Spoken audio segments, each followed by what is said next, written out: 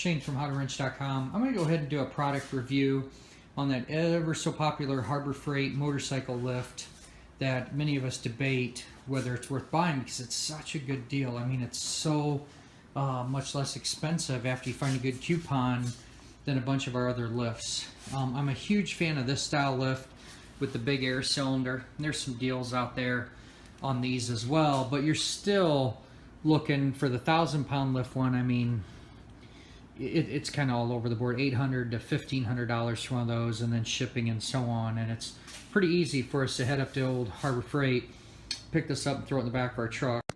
I bought mine for $299 plus tax in March of 2017.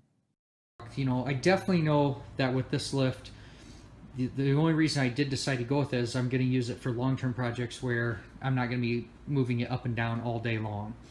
You know, this guy here, I can lift up and down in a matter of seconds. So like I said, this is my preferred. Plus I have the ATV extensions on this one and then what I call the chopper extension.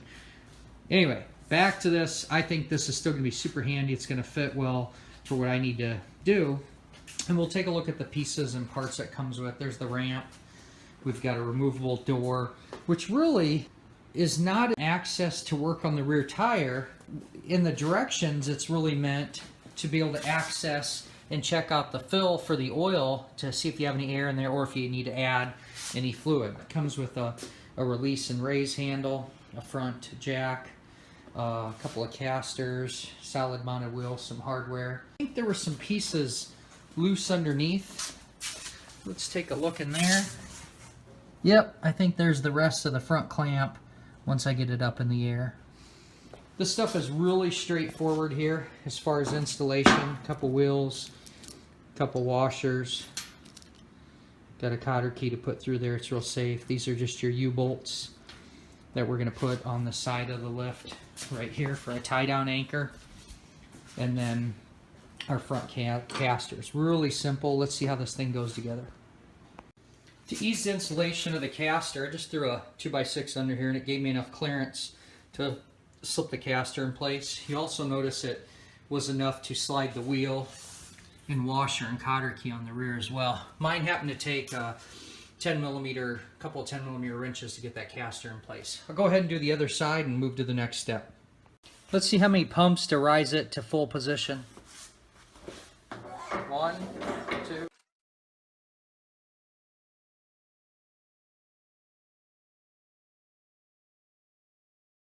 There's a safety bar that can be put in place.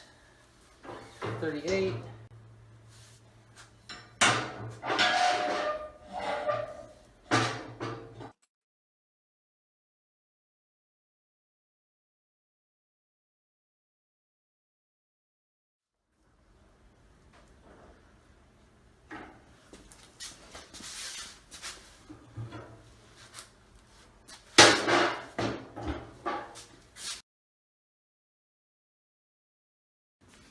Let's get a bike up on here after I get the clamp in place. I grabbed my race bike, which is 2006 R6, thinking this would be one of my long-term projects. And this went up there slick, and I really like how thin and narrow the lift is, so it's going to work really well on my application, my small area. I'm going to throw some tie-downs around there. I think I'm going to adjust that clamp up a notch to get it better centered on the common tire that I'll be using. That's a little bit longer than I was expecting too. I'll have to get a length measurement on there as well. Let's go ahead and lift it up now with a motorcycle on it and see if it's the same number of pumps and how smooth it is or how it operates. After doing this, it worked out great. It was the same number of pumps and it was pretty smooth. You're going to get a leg workout, but like I said, I'm not going to do this every day, all day long, so it's going to work really well for my longer term projects. So felt pretty stable once it was all the way up in the air. It was not like it was wanting to wobble. Alright, here we are, fully assembled, and I think I'm going to dig it. This guy here, this motorcycle lift, is going to work well for me, especially for what I'm going to use this for. There's the item number. So after getting a bike on there that I'm typically going to use, I went ahead and readjusted my clamp to get it in about the middle of this 17-inch tire. That's something I plan on using, so you might want to consider what you got. And if you take a look at this, you know, regardless of what the specs say, I kind of judge the work table off the center of that front tire. And I'm seeing here right around 77 inches of usable workspace. The whole bench itself, you know, they claim, you know, another 10 inches. And we know that we just wouldn't be able to use that. So gives you an idea if you want to do wheelbase of your motorcycle. And then, man, this thing's gonna work well. What I was not expecting is the handles to be removable. That's super handy because now I'm not tripping on them over here.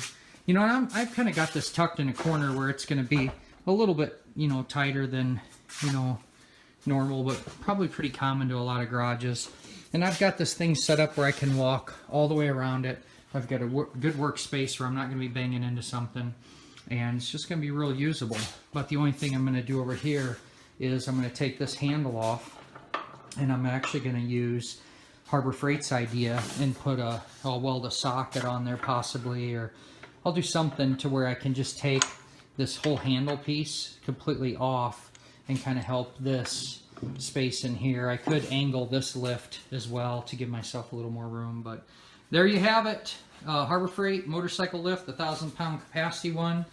And I'm excited. I think it's going to be great. The other thing that I never do is I don't leave my ramps on. It actually came with even safety pins that were pre-drilled, so you could actually take and put a washer and a key through there and let it hang. It's just in the way. It's a hassle.